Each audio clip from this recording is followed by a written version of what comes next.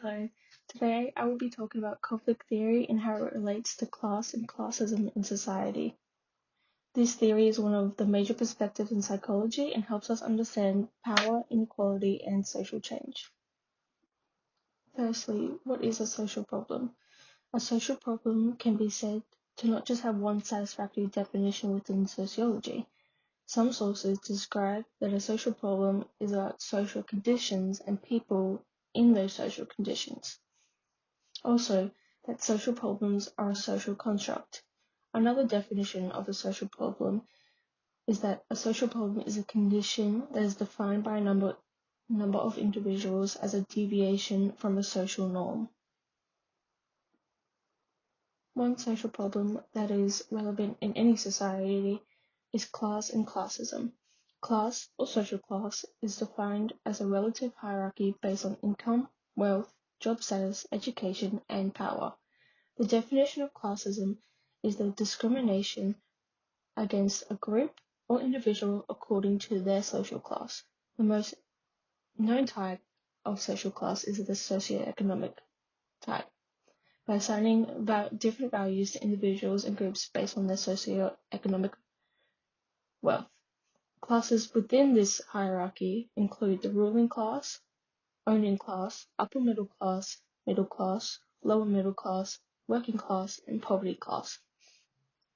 One aspect of class in Australia is the fact that children from low-income families are less likely to attend prestigious universities, attend well-equipped schools, and have little to no access to early education.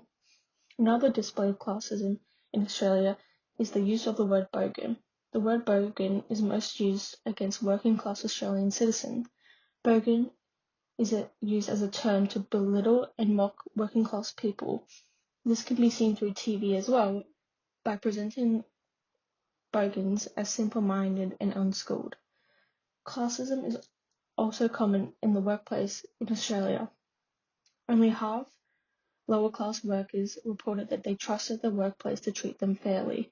Additionally, 43% of lower-class workers reported that they had experienced harassment at the workplace and were less likely to say that they had the same opportunities as their fellow co-workers.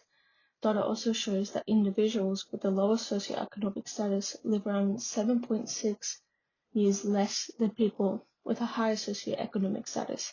There's also the factor that children with low socioeconomic status have poor nutrition, higher screen time, and less access to sports in their community. Karl Marx and non-conflict theorists mainly focus on two different groups of society: the working class and the capitalist class. The capitalist class who own the land and factories, while the working class who sell their labor for wages. Conflict theory essentially is the imbalance of power, specifically when the more powerful people in society control the resources of the underprivileged. This theory suggests that societies display uneven power and resources that lead to conflict. Conflict theory first evolved in the 19th century, shaped by Karl Marx. But later, Max Weber stated that conflict theory isn't just about power, but about money and class as well. Modern society as a system is shaped by the struggle for power, resources, and status, which are the main points of conflict theory. Conflict theorists believe that conflict is an essential part of our society that can lead to either more conflict or societal progress. There are different groups within society that have different goals and access to power. Without conflict, society wouldn't work or evolve. An example of society evolving is laws being made by the dominant groups to protect their interests and disadvantage other groups. But with conflict, like civil rights movement, the indigenous rights claim, and climate activism, these conflicts has helped society to evolve. Overall, conflict theory looks at how power can be used in society and who uses it for control of access to resources, mainly linking the types of classes in society and how they fall on a hierarchy and use their power. As stated before, Karl Marx, a known conflict theorist, already gave an example of class and conflict theory and how they come together. the example of the capitalist class and the working class, how the capitalist class had more power over the working class and used that for their advantage. The social problem, class and classism, and conflict theory come together frequently in Ralph Danderdorf as class conflict. Class conflict is a struggle of power, wealth, and resources between different social classes.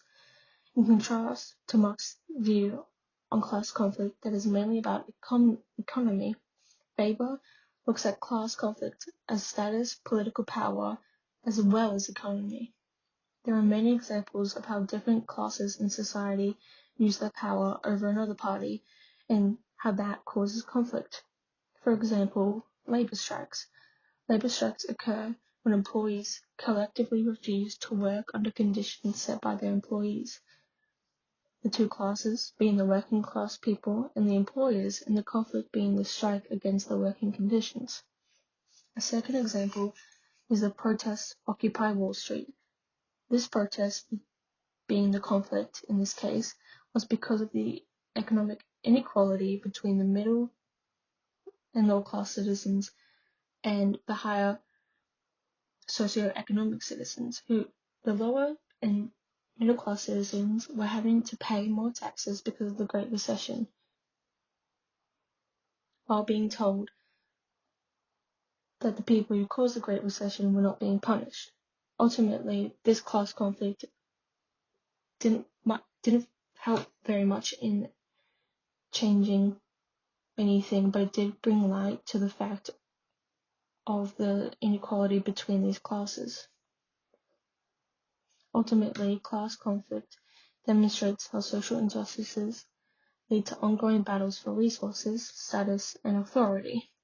The concept of class conflict has been prevalent in society for a very long time and stretches primarily over every type of class there is, from socioeconomic class to social class and to gender.